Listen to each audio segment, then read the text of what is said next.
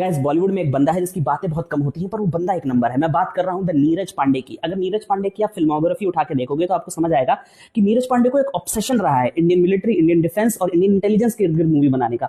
But वो सिर्फ movie बनाते नहीं है इन टॉपिक्स पर, इस जॉनर पर, वो बल्कि इस जॉनर को कमांड करते हैं। आप उनकी कोई भी मूवी उठा के देख लो, चाहे स्पेशल 26 हो, बेबी हो, चाहे वो सीरीज हो लाइक खाकी द बिहार चैप्टर या फिर स्पेशल ऑप्स, हर मूवी अपने जॉनर में one of the best movie होती है और वो इस जॉनर को बहुत अच्छे से समझते हैं। उनकी अभी एक नई सीरीज आई है तस्करी नाम से, जो कि नेटफ्लिक्स पे रिसेंटली रिलीज हुई है और मैंने वो सीरीज देखी एंड मैं बताना चाहूंगा कि काफी हटके, काफी अलग। बॉलीवुड में इस तरह का पहले कुछ नहीं आया है, क्योंकि ये एक सिविल सर्वेंट जो कि कस्टम्स के ऑफिसर्स होते हैं उनके ऊपर बनाई गई है। पूरी सीरीज देखते वक्त मुझे बड़ा ही नॉस्टैल्जिक बोलो या बहुत ही अलग सी फीलिंग आ रही थी, क्योंकि मैंने एसएससी में बहुत साल तैयारी की है। मुझे ऐसा फील हो रहा था क्या पता काश मैं भी कस्टम्स में होता, अगर मैं उसकी पोस्ट के लिए अप्लाई करता या उसमें जाता तो बट बहुत ही खूबसूरत है, बहुत ही अच्छे से उसको रैप अप किया गया है। शुरू के 1-2 एपिसोड थोड़े ढीले ढाले लग सकते हैं, बट जैसे जैसे आप इसको समय दोगे, पेशेंटली देखोगे, 7 एपिसोड की ये सीरीज बहुत ही प्यारे ढंग से कंक्लूड होगी। आपको एक टाइम पे तो लगेगा कहीं ऐसा ना हो कि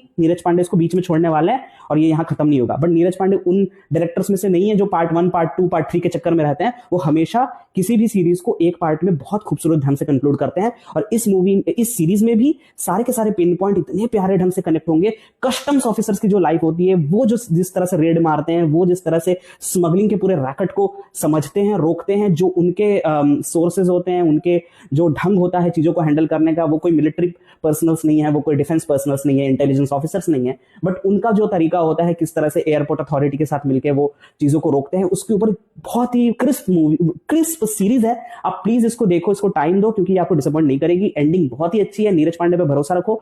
थोड़ा पेशेंस रखना पड़ेगा शुरू के 1-2 एपिसोड में, बट जैसे जैसे ये सीरीज आगे बढ़ेगी आप अपनी नजरें गड़ा के रख पाओगे। आपको उठने की जरूरत नहीं है, क्योंकि ये आप बिंज वॉच कर सकते हो। इतनी इंगेजिंग और इतनी फ्रेश है। इस टाइप का बॉलीवुड में पहले कुछ नहीं आया। तो please believe in Neeraj Pandey's direction, believe in my thoughts as well. ये आपको बहुत ही मजे आएंगे इसको देखने में। आप प्लीज इसको एक चांस दो। You can watch it in one sitting और you can just watch it every now and then to finish it off, and it's a very very good series to come in recent time. शायद 2026 की पहली ऐसी series जिसने मुझे इतना interest दिया है after I would say stranger things season 5।